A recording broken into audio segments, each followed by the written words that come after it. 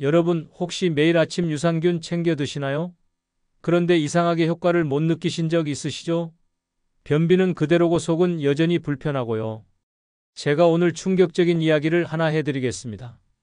여러분이 먹는 그 유산균 장까지 가지도 못하고 위에서 다 죽고 있을 수 있습니다. 아니 이게 무슨 소리냐고요? 유산균은 몸에 좋은 거 아니냐고요? 맞습니다. 유산균은 분명 몸에 좋습니다. 하지만 잘못된 시간에 먹으면 그 유산균들이 전부 위산에 녹아 사라져 버립니다. 심지어 장을 보호하기는커녕 속을 더 자극해서 속쓰림이나 복부팽만, 설사를 부를 수도 있어요. 더 충격적인 건 뭔지 아십니까? 5년, 10년 동안 매일 유산균을 드셨는데 사실은 그 돈과 시간이 전부 낭비였을 수도 있다는 겁니다. 지금 섬뜩하시죠? 저는 30년간 장 건강과 미생물 생태를 연구해온 이정우 박사입니다. 제 연구실을 찾아오시는 분들 중에 이런 분들이 정말 많으세요. 유산균을 몇 년씩 드셨는데 왜 효과가 없냐고 물어보시는 분들이요. 그분들께 단 한 가지만 여쭤봅니다. 언제 드시냐고요? 그럼 대부분 이렇게 대답하세요. 아침에 일어나자마자요. 바로 여기서 문제가 시작됩니다. 여러분은 유산균을 언제 드시나요? 지금 이 질문에 대답해 보세요. 아침 공복에 드시는 분은 숫자 1, 식후에 드시는 분은 숫자 2, 자기 전에 드시는 분은 숫자 3, 아직 안 드시는 분은 숫자 0, 댓글로 숫자 하나만 남겨주세요. 제가 직접 확인하고 여러분 타입에 맞는 정확한 시간을 답변으로 알려드리겠습니다. 여러분 이거 아세요?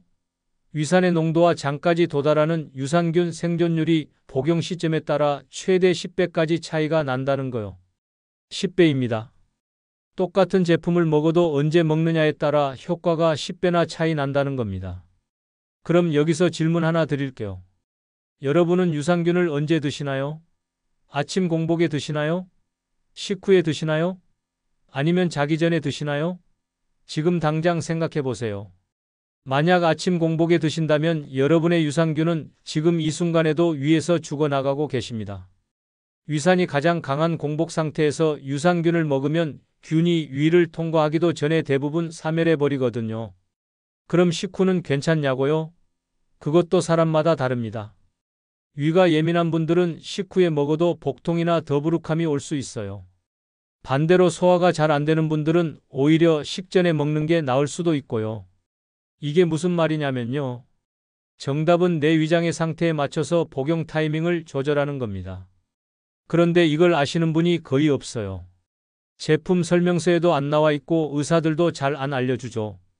오늘 이 영상에서 제가 30년 연구 끝에 찾아낸 유산균의 비밀을 전부 공개하겠습니다. 여러분의 위장 타입을 정확히 구분하는 법부터 시작해서 각 타입별로 언제 어떻게 먹어야 하는지까지 낱낱이 파헤쳐 드릴 겁니다. 그런데 여기서 끝이 아닙니다. 더 중요한 게 남아 있어요. 혹시 아침에 소금물 드시는 분 계신가요? 장 청소에 좋다고 해서 많이들 드시잖아요. 그런데 이거 정말 충격적인데요. 소금물과 유산균을 같이 드시면 유산균이 거의 다 죽습니다. 네? 그게 무슨 소리냐고요? 이게 바로 오늘 제가 꼭 알려드려야 하는 핵심입니다. 이 부분만 고치셔도 여러분의 장 건강이 완전히 달라질 수 있거든요. 그리고 한 가지 더요. 여러분 냉장고에 유산균 보관하고 계시죠? 그런데 냉장고 문 쪽에 두시면 안 됩니다. 왜냐고요? 그 이유는 잠시 후에 정확히 말씀드리겠습니다. 이것만 알아도 여러분이 지금까지 버린 돈을 아끼실 수 있어요. 자, 여기까지 듣고 계시면 궁금하신 게 한두 가지가 아니실 겁니다. 내 위장 타입은 뭘까? 나는 언제 먹어야 할까? 소금물은 정확히 왜 안 되는 걸까? 냉장고 보관은 또 뭐가 문제일까? 이 모든 질문에 대한 답을 오늘 이 영상 하나로 완벽하게 해결해 드리겠습니다. 그리고 마지막에는 여러분이 상상도 못하셨을 이야기를 하나 더 들려드릴 겁니다. 바로 고관절과 장 건강의 관계입니다. 네? 고관절이 장이랑 무슨 상관이냐고요? 이게 정말 신기한데요. 고관절만 풀어줘도 변비가 사라집니다. 20년 넘게 변비약 드시던 분이 약을 끊으신 비법이에요. 이거 정말 놀라우실 겁니다. 그리고 또 하나, 유산균이 우울증과 불면증까지 고친다는 거 아세요? 장이 제2의 뇌라고 불리는 이유가 있거든요. 이 부분도 뒤에서 자세히 설명드릴 테니까 절대 중간에 나가시면 안 됩니다. 솔직히 말씀드릴게요. 이 영상 중간 부분에 나오는 내용 하나만 알아도 여러분이 지금까지 유산균에 쓴 돈이 아깝지 않을 겁니다. 그리고 끝까지 보시면 내일 아침부터 당장 뭘 어떻게 해야 하는지 명확하게 아실 거예요. 5분만 투자하세요. 딱 5분만요. 이 5분이 여러분의 앞으로 10년장 건강을 바꿀 수 있습니다. 5년 동안 유산균 먹고도 효과 못 보신 분들이 단 3주 만에 변비가 사라진 비법이 여기 다 들어있거든요. 그럼 여러분은 어떤 타입일까요? 공복에 속이 쓰리신가요? 식후에 더부룩하신가요? 아니면 화장실 다녀와도 시원하지 않으신가요?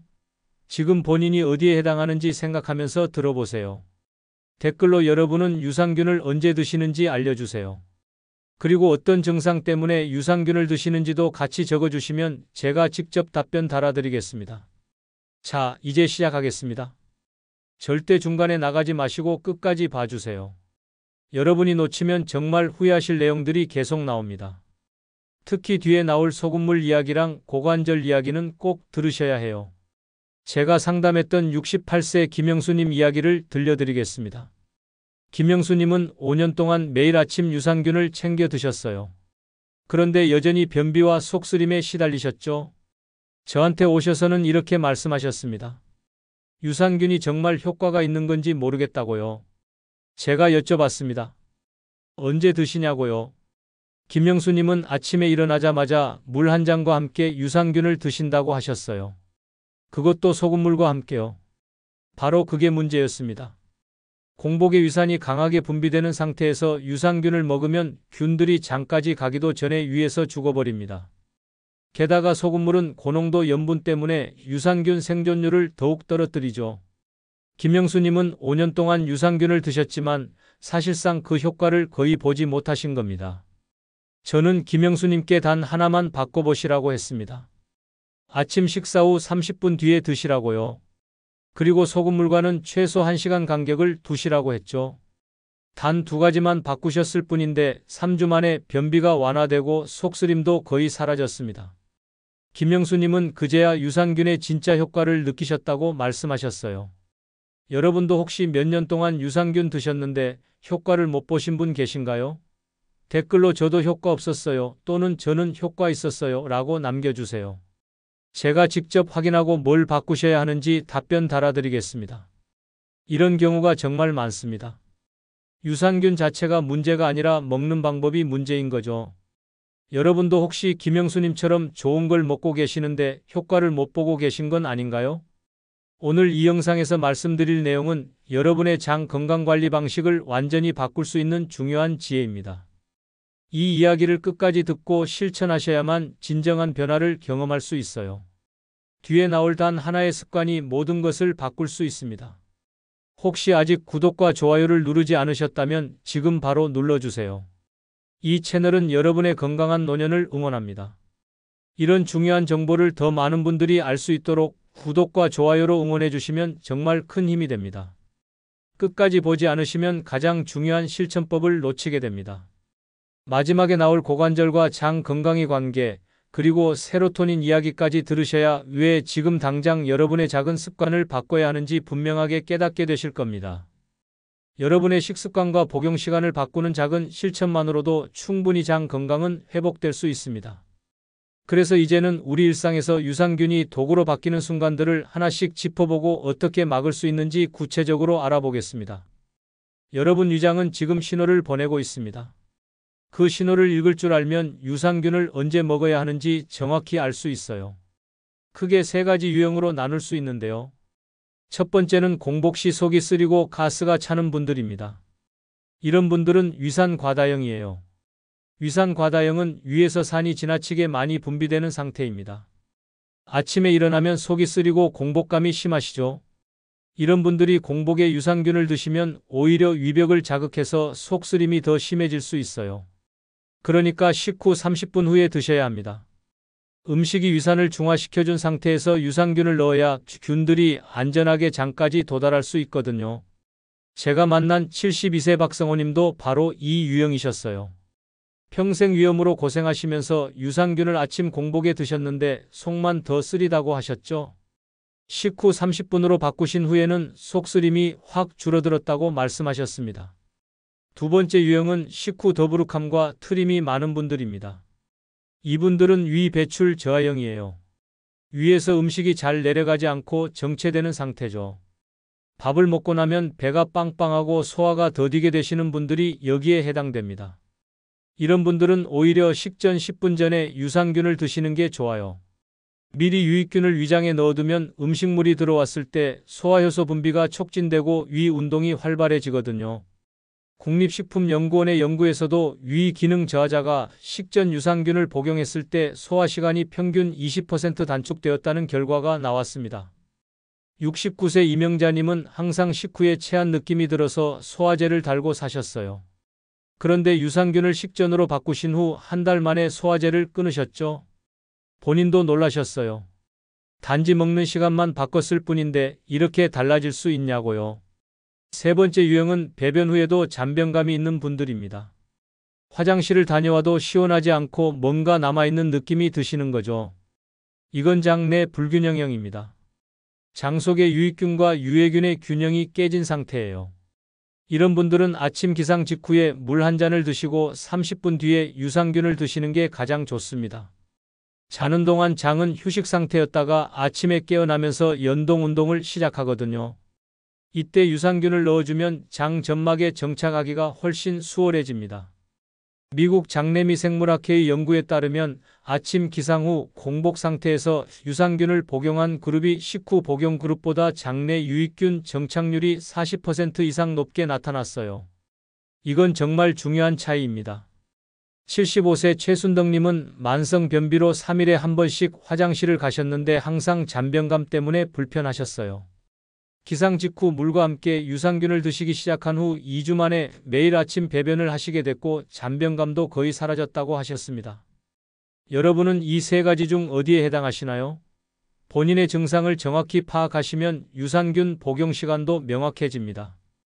위산 과다형은 식후 30분, 위 기능 저하형은 식전 10분, 장 불균형형은 아침 기상 후 30분입니다. 이것만 기억하셔도 유산균 효과가 확연히 달라질 거예요. 그런데 여기서 한 가지 더 중요한 게 있습니다. 바로 소금물과 유산균을 절대 같이 먹으면 안 된다는 겁니다. 많은 분들이 아침에 소금물을 마시는 습관을 가지고 계시잖아요. 장 청소에 좋다고 알려져 있으니까요. 그런데 고농도 염분은 유산균 생존율을 급격히 떨어뜨립니다. 균이 삼투압 때문에 세포벽이 손상되면서 죽어버리거든요. 최소 30분에서 1시간의 간격을 두지 않으면 유익균이 장까지 도달하기도 전에 죽어버립니다. 연세대 의과대학 연구팀이 실험한 결과를 보면 소금물 직후 유산균을 복용한 그룹은 생존율이 60% 이상 낮게 나타났어요. 이건 엄청난 차이죠. 그러니까 소금물을 드신다면 최소 1시간 뒤에 유산균을 드시거나 아예 순서를 바꿔서 유산균을 먼저 드시고 한참 뒤에 소금물을 드시는 게 좋습니다. 또 한 가지 놓치기 쉬운 게 보관 방법입니다. 많은 분들이 냉장 보관에만 신경 쓰시는데 사실 진짜 적은 직사광선과 열입니다. 유산균은 빛에 노출되면 광분해가 일어나서 균의 활성도가 떨어져요. 그리고 고온 환경에서는 균이 천천히 죽어가기 때문에 차라리 서늘한 상온 보관이 훨씬 낫습니다. 냉장고 문 쪽에 보관하시는 분들 많으신데 그건 좋지 않아요. 문을 여닫을 때마다 온도 변화가 심하거든요. 냉장고 안쪽 깊숙한 곳에 보관하시고 가능하면 어두운 용기에 담아 두시는 게 좋습니다. 냉장보다 그늘이 중요하다는 걸 꼭 기억하세요. 그리고 한 가지 더 말씀드리고 싶은 게 있습니다. 설사와 변비는 사실 같은 뿌리에서 나온 문제예요. 많은 분들이 설사는 장이 너무 활발해서 변비는 장이 느려서 생긴다고 생각하시는데 그게 아닙니다. 설사는 장의 상행결장이 제 기능을 못하는 거고 변비는 장의 마찰이 심해서 점액이 말라붙은 상태입니다. 한방적으로는 진액 부족으로 설명하죠. 몸속 수분이 제대로 순환하지 못하면 장 점막이 건조해지면서 두 가지 문제가 다 생길 수 있어요. 그래서 유산균만큼 중요한 게 몸의 수분 순환력입니다. 맹문동이나 둥글레, 구기자 같은 진액 보충 식품을 함께 드시면 장 점막이 촉촉하게 유지되면서 유산균이 정착하기 훨씬 좋은 환경이 만들어집니다. 74세 정미숙님은 설사와 변비를 반복하시면서 고생하셨어요. 유산균만 드셨을 때는 별 효과가 없었는데 맹문동차를 함께 드시기 시작하면서 장이 안정되기 시작했다고 하셨죠. 3개월 후에는 배변 리듬이 완전히 정상으로 돌아오셨습니다. 여러분도 유산균만 의존하지 마시고 진액을 보충할 수 있는 식품들을 함께 드셔보세요. 물을 많이 마시는 것보다 진액을 보충하는 게 훨씬 효과적입니다. 물은 그냥 지나가 버리지만 진액은 장 점막에 머물면서 촉촉함을 유지해 주거든요. 이렇게 복용 시간을 맞추고 소금물과 간격을 두고 보관을 제대로 하고 진액을 보충하는 것만으로도 유산균 효과는 몇 배로 달라집니다. 이제 한 가지 더 중요한 이야기를 해드릴게요. 바로 고관절과 장 건강의 관계입니다. 고관절이 굳으면 장도 굳습니다. 이 말이 처음에는 이해가 안 가실 수도 있어요. 관절과 장이 무슨 관계냐고 생각하실 수 있죠. 그런데 해부학적으로 보면 명확합니다. 장은 골반 위에 얹혀 있고 골반에 붙은 고관절 혈류가 원활해야 장도 따뜻하게 움직이거든요. 고관절이 경직되면 골반 주변 혈액순환이 나빠집니다. 그러면 장으로 가는 혈류량도 줄어들고 장 온도가 떨어지면서 연동 운동이 둔해지죠. 결국 변비가 생기고 소화가 안 되는 겁니다. 서울대 운동의학 연구팀이 60대 이상 변비 환자 100명을 대상으로 연구한 결과 고관절 가동 범위가 넓을수록 장 운동 빈도가 높게 나타났어요. 반대로 고관절이 경직된 그룹은 변비 발생률이 3배 이상 높았습니다. 그래서 제가 드리는 제안은 간단합니다. 매일 아침 고관절 스트레칭을 10회만 해보세요. 누워서 무릎을 가슴 쪽으로 당기는 동작이나 앉아서 다리를 벌렸다 모으는 동작만으로도 충분합니다. 이 동작들이 골반 혈류를 개선하고 장을 따뜻하게 만들어줍니다. 71세 김철수님은 20년 넘게 변비 때문에 약을 드셨어요. 그런데 고관절 스트레칭을 시작한 후 3주 만에 약을 끊으셨죠. 처음에는 반신반의하셨는데 직접 효과를 보시고는 매일 빠짐없이 하신다고 하셨습니다. 장이 따뜻해지면 유산균 정착률도 높아집니다. 균들은 따뜻한 환경을 좋아하거든요. 체온이 1도만 올라가도 유익균 증식 속도가 2배 가까이 빨라진다는 연구 결과도 있어요. 그러니까 유산균을 먹는 것만큼이나 장 환경을 따뜻하게 유지하는 게 중요합니다. 그리고 또 하나 꼭 말씀드리고 싶은 게 있어요. 유익균이 만드는 행복 호르몬 세로토닌 이야기입니다. 장은 제2의 뇌라고 불립니다. 왜 그럴까요? 세로토닌의 90% 이상이 장에서 만들어지기 때문입니다. 세로토닌은 기분을 조절하는 신경전달 물질이에요. 이게 부족하면 우울감이나 불안감이 생기고 불면증도 올 수 있죠. 그런데 이 세로토닌을 만드는 주체가 바로 장내 유익균입니다. 유익균이 풍부할수록 세로토닌 생성량도 많아지고 기분이 안정됩니다. 실제로 우울증 환자들을 대상으로 한 연구에서 유산균을 꾸준히 복용한 그룹이 우울증 점수가 유의미하게 낮아졌다는 결과가 나왔어요. 이건 단순히 장 건강만의 문제가 아니라 뇌 건강, 정신 건강과도 직결된다는 의미입니다. 그래서 유산균 복용은 단순한 장 관리가 아니에요. 우울감과 불면증을 완화하는 뇌 건강 관리이기도 합니다. 특히 나이가 들수록 세로토닌 생성이 줄어들기 때문에 유산균을 통해 이걸 보충해주는 게 정말 중요해요. 67세 한미경님은 몇 년 동안 우울감 때문에 힘들어 하셨어요. 잠도 잘 안 오고 매사에 의욕이 없으셨죠? 그런데 유산균을 꾸준히 드시면서 고관절 스트레칭까지 병행하신 후 기분이 많이 나아졌다고 하셨습니다. 본인도 신기하다고 하셨어요. 약도 안 먹었는데 이렇게 좋아질 수 있냐고요. 이 모든 게 연결되어 있습니다. 유산균을 제대로 복용하고 장 환경을 따뜻하게 유지하고 고관절을 풀어주면 장내 유익균이 늘어나고 세로토닌이 만들어지면서 기분까지 좋아지는 거죠. 이게 바로 루프입니다.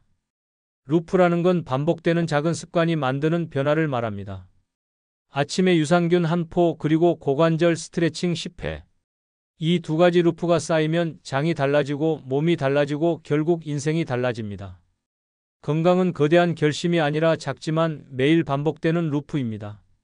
한 번에 큰 변화를 만들려고 하지 마세요. 작은 습관 하나를 매일 반복하는 것만으로도 충분히 몸은 달라집니다. 73세 오영자님은 평생 건강에 자신이 없으셨어요. 이것저것 해봐도 작심삼일이었죠. 그런데 유산균 한 포와 스트레칭 10회만 반복하겠다고 다짐하셨고 6개월을 꾸준히 하셨어요. 지금은 변비도 없고 기분도 좋고 밤에도 푹 주무신다고 하셨습니다. 여러분도 오늘부터 이 루프를 시작해 보세요. 유산균 한 포 그리고 고관절 스트레칭 10회. 이것만 지키시면 됩니다. 복잡하게 생각하지 마시고 단순하게 시작하세요. 단순함이 지속 가능하게 만들고 지속이 결과를 만듭니다. 그리고 한 가지 더 당부드릴 게 있어요. 유산균을 고를 때는 균수보다 균주를 보셔야 합니다. 100억 마리니 1000억 마리니 하는 숫자에 혹하지 마시고 어떤 균주가 들어있는지를 확인하세요. 락토바실러스와 비피도박테리움 계열이 기본적으로 들어있어야 하고 가능하면 여러 균주가 복합적으로 들어있는 제품이 좋습니다. 한 가지 균주만 많이 들어있는 것보다 여러 균주가 소량씩이라도 다양하게 들어있는 게 장 건강에는 훨씬 유리하거든요. 그리고 프리바이오틱스가 함께 들어있는지도 확인하세요. 프리바이오틱스는 유익균의 먹이입니다. 아무리 좋은 균을 넣어도 먹이가 없으면 증식을 못해요. 이눌린이나 프락토올리고당 같은 성분이 포함되어 있으면 유익균이 장에서 잘 자랄 수 있습니다. 마지막으로 코팅 기술을 확인하세요. 장용성 코팅이라고 해서 위산에 녹지 않고 장까지 가서 녹는 코팅 기술이 적용된 제품이 좋습니다. 아무리 좋은 균을 넣어도 위에서 다 죽으면 소용없으니까요. 이 세 가지만 체크하시면 좋은 유산균 제품을 고르실 수 있어요. 가격이 비싸다고 무조건 좋은 게 아니고 광고를 많이 한다고 좋은 게 아닙니다. 성분표를 꼼꼼히 보시고 본인에게 맞는 제품을 선택하세요. 여러분의 장 건강은 유산균 하나로 완성되지 않습니다. 올바른 복용 시간, 따뜻한 장 환경, 규칙적인 스트레칭, 그리고 좋은 제품 선택까지 모든 게 연결되어 있어요. 이 모든 걸 루프로 만들어서 매일 반복하시면 여러분의 장은 분명히 달라집니다. 이제 마무리하면서 오늘 내용을 정리해 드리겠습니다.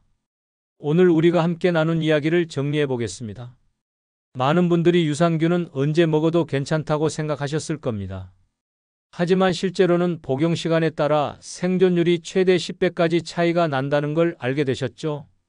위산 과다형은 식후 30분, 위기능 저하형은 식전 10분, 장 불균형형은 아침 기상 후 30분.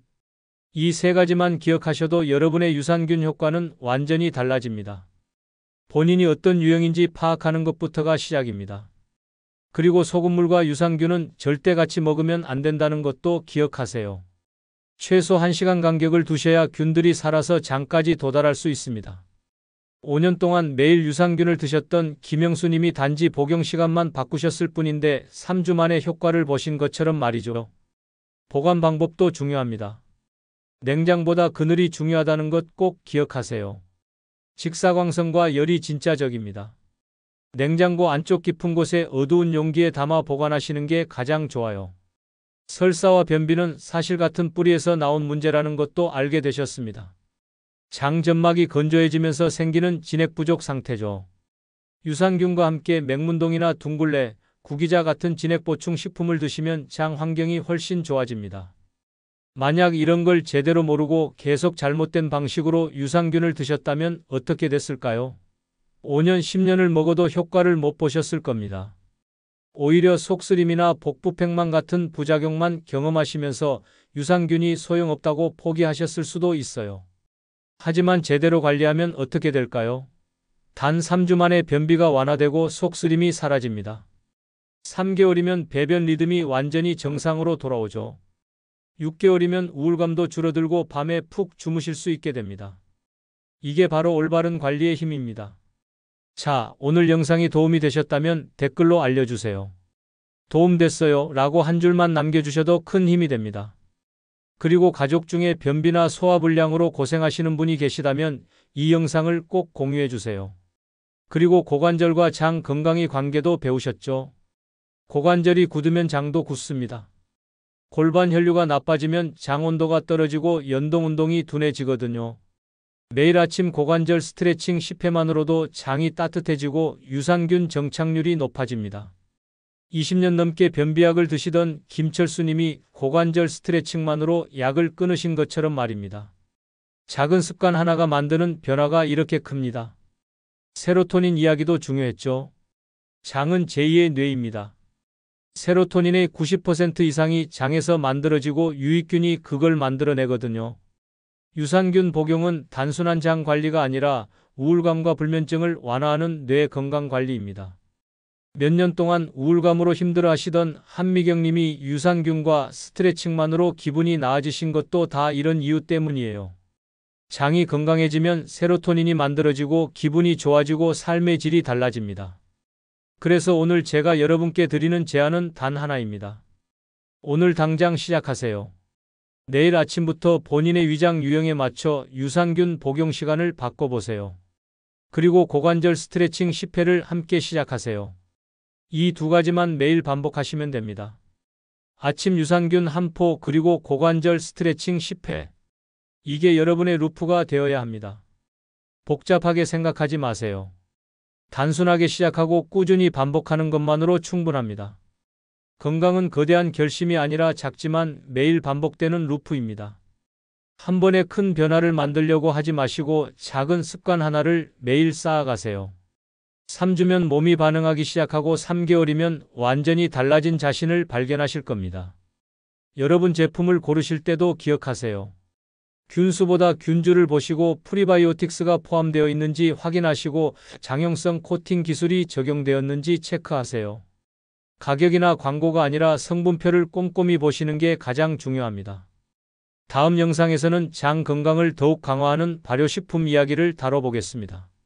김치와 된장이 왜 천연 유산균의 보고인지, 그리고 어떻게 먹어야 그 효과를 제대로 볼 수 있는지 자세히 알려드릴게요. 특히 시판 김치와 집에서 담근 김치의 유익균 차이, 된장찌개를 끓일 때 유산균을 살리는 방법까지 실용적인 정보로 가득 채울 예정입니다. 유산균이 건강을 바꾸는 게 아닙니다. 올바른 습관이 유산균을 살립니다. 그 작은 시간 차이 하나가 위산을 넘기고 장에 닿고 몸을 바꿉니다. 오늘부터 여러분의 하루에 한 포의 루프를 더해보세요. 단순한 변화가 놀라운 결과를 만듭니다.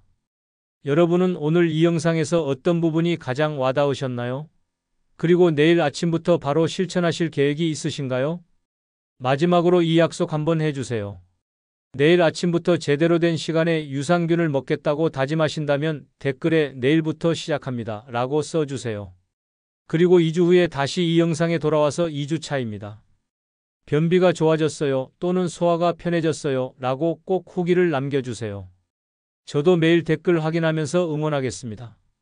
여러분의 한 줄 댓글이 누군가에게는 시작의 용기가 됩니다. 댓글로 나눠주시면 제가 직접 읽어보고 응원의 댓글도 달아드리겠습니다. 여러분의 작은 변화를 응원합니다. 댓글로 나눠주시면 제가 직접 읽어보고 응원의 댓글도 달아드리겠습니다. 여러분의 작은 변화를 응원합니다.